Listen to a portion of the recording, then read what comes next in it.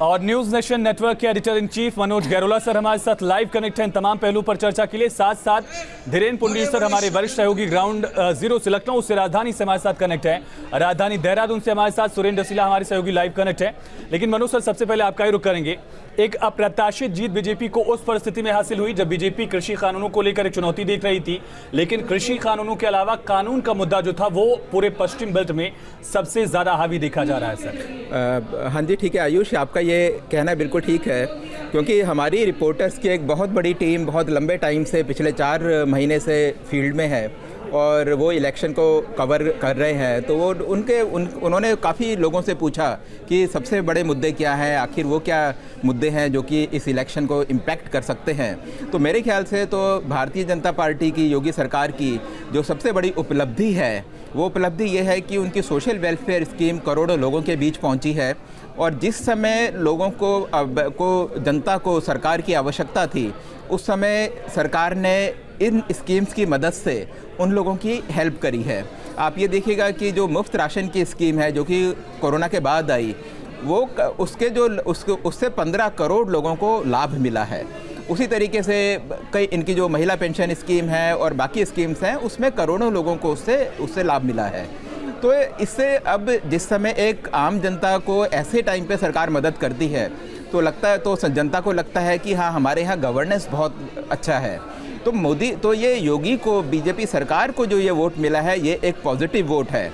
और यूपी जैसे राज्य में जो कि इतना बड़ा स्टेट है, वहाँ दोबारा चुन कर आना और इस थम्पिंग मेजोरिटी से चुन के आना, इसका मतलब ये है कि सरकार ने छोटा मोटा नहीं, बहुत अच्छा काम किया है।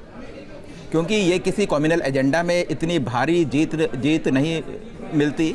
इतनी भारी जीत तभी मिलती है कि जब लोगों को कुछ डेवलपमेंट का काम नज़र आए और साथ ही सरकार की नीतियों से उनको डायरेक्टली फ़ायदा पहुँचे। दूसरा, जहाँ तक बात कानून और व्यवस्था की है, लॉ एंड ऑर्डर पूरे यूपी में सबसे बड़ी समस्या थी।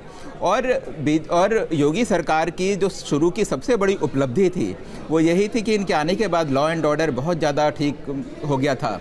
और लोगों को आज भी, वहाँ की जनता को अखिलेश यादव के टाइम की याद है जिस समय की लॉ एंड ऑर्डर की हालत बहुत ज़्यादा ख़राब थी।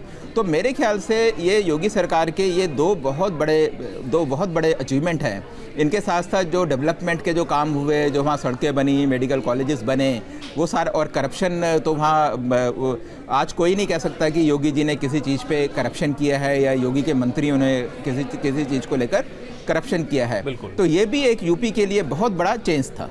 यही वजह आप देखते हैं कि एक अरसे बाद ऐसा हुआ है मनोज सर की कानून व्यवस्था उत्तर प्रदेश की सियासत में एक उपलब्धि के तौर पर एक सरकार इसे जनता के बीच लेकर पहुंची और उस पर जन समर्थन भी हासिल हुआ है। हाँ जी, देखिए, कायदे से तो अगर कोई सरकार चुनकर आती है तो ये एक्सपेक्ट किया जाता है कि सरकार अगर चुन के आई है तो इसीलिए आई है ताकि वो लॉ एंड ऑर्डर को ठीक करे। ये सरकार की प्राइमरी रिस्पॉन्सिबिलिटी है, प्राइमरी जिम्मेवारी है। लेकिन 5 साल लेकिन योगी जी के टाइम से पहले के जो 5 साल थे या उससे पहले की जो सरकारें थी, मैं बीएसपी की बात नहीं कर रहा हूँ, उससे पहले की सरकारों की मैं बात कर रहा हूँ, उस समय लोगों का परसेप्शन ये था कि ये सरकार इंस्टीट्यूशनल लेवल पे कुछ गुंडों को प्रमोट कर रही है। तो ये जो वहाँ गुंडागर्दी थी, यहाँ जो एंटी सोशल एलिमेंट्स थे, वो उसको सरकार का समर्थन प्राप्त था। वो कौन मंत्री था और कौन गुंडा है, कई बारी तो उसके बीच जो अंतर है वही लोगों को मालूम नहीं होता था। तो इसलिए जब ग्राउंड लेवल पे योगी की सरकार आई, एक लॉ एंड ऑर्डर के मुद्दे पर भी उस समय आई थी और वाकई वो अचीव किया, तो वहाँ की जनता के लिए ये एक बहुत बड़ा चेंज था। मेरे ख्याल से ये भी एक बहुत बड़ा रीज़न है जिसके कारण कि इतना भारी समर्थन योगी की सरकार को मिला है।